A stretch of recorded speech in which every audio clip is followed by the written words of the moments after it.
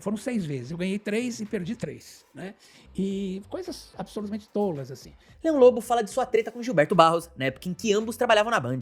Eu simplesmente estava afastado da televisão por causa da sacanagem de um colega. Tentou puxar meu tapete, fez uma denúncia para os donos da emissora, falando que eu falava mal da emissora, trabalhando na emissora. Leão fala do processo que perdeu pra Thiago Lacerda. Por exemplo, um deles, o Thiago Lacerda.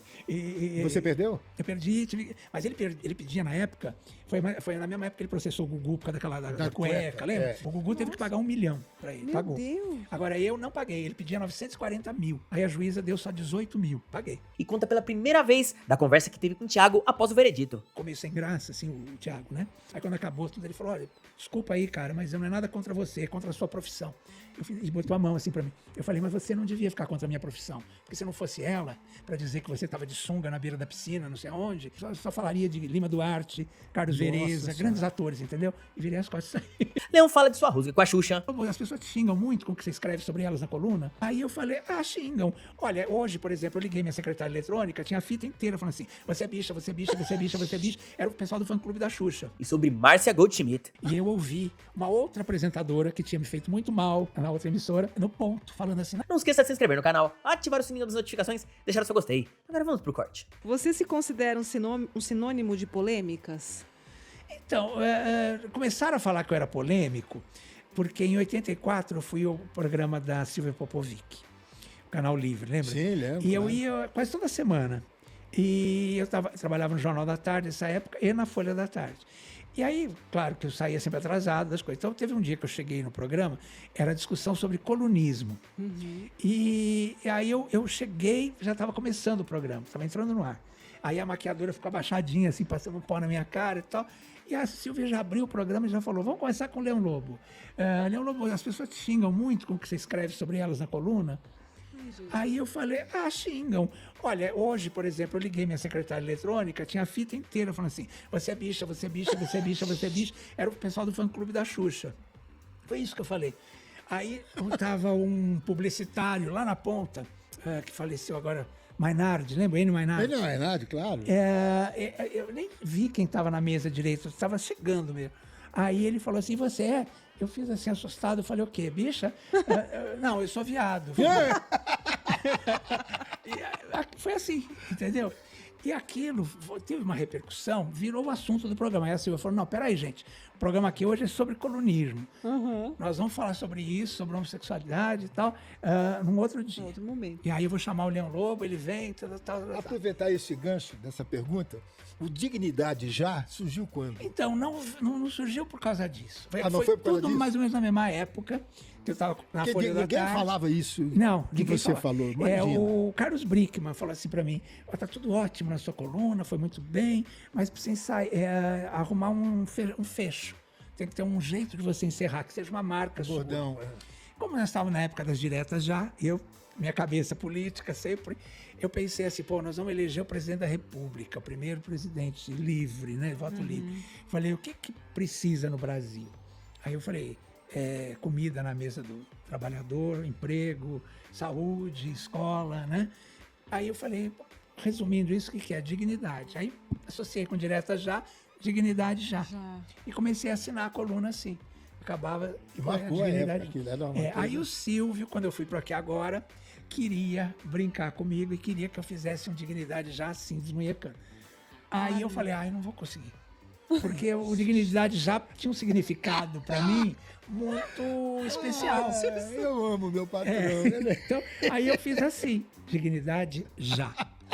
E ficou. Mais sempre comportadinho. E acabou ficando, e aí associar. Tem artista, eu acho que eu sei qual é a resposta, mas eu quero ver de você, que avisa que vai a determinados lugares para ser fotografado?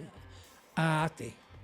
Não, e recebia notas assim, bilhete, como é? Pedido para, olha, Pedido, E-mail, ligação e tal, WhatsApp. dizendo, olha, eu vou estar hoje em tal lugar, dá para você dar uma nota? Eu dizia, mas por quê, meu amor? Não, porque eu vou estar lá e tal, seria legal se tivesse um fotógrafo, isso muitas Porque eu vezes. fico impressionado, você vai para o hospital, a primeira coisa que faz é botar na rede que Não está é? no hospital. Então, né, nessa época eu fui muito processado, quer dizer, muito. Eu fui, acho que, o mais processado de todos os sabia colunistas. disso, não. Por quê? Porque eu era muito exposto, assim. E tinha um advogado lá do Rio de Janeiro, que está lá ainda, e ele tinha um escritório. Eu descobri que ele tinha um escritório e ficava gravando os meus programas e pegava às vezes, a frase, às vezes, que eu falava, alguma coisa, para processar. Até que eu saquei isso, né? E eu fui algumas vezes, quer dizer, eu ganhei, foram 6 vezes, eu ganhei 3 e perdi 3, né? E coisas absolutamente tolas, assim. Por exemplo, um deles, o Tiago Lacerda, porque a moça perguntou o programa ao vivo, era a Claudete que apresentava, e eu estava na mesa, ela perguntou, o Tiago Lacerda é gay?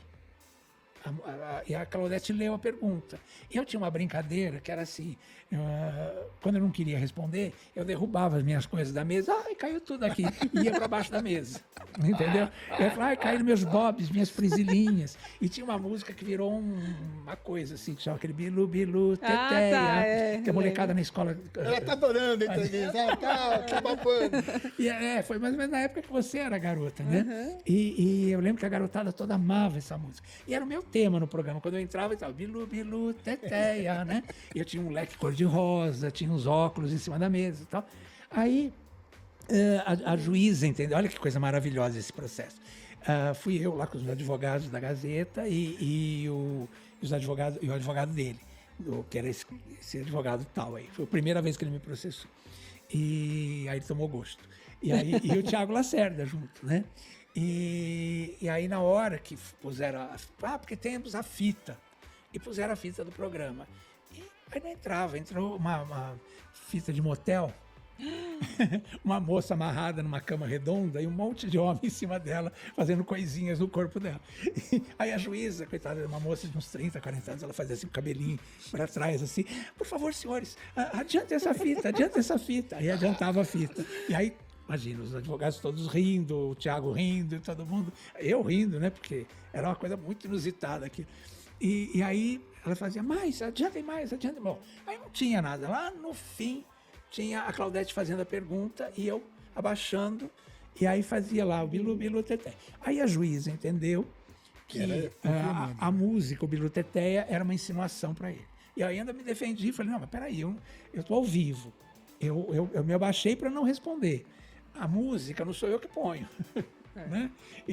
Você perdeu? Eu perdi, mas ele pedia na época, foi na mesma época que ele processou o Gugu por causa da cueca, lembra? Então, muita gente até confunde os dois processos.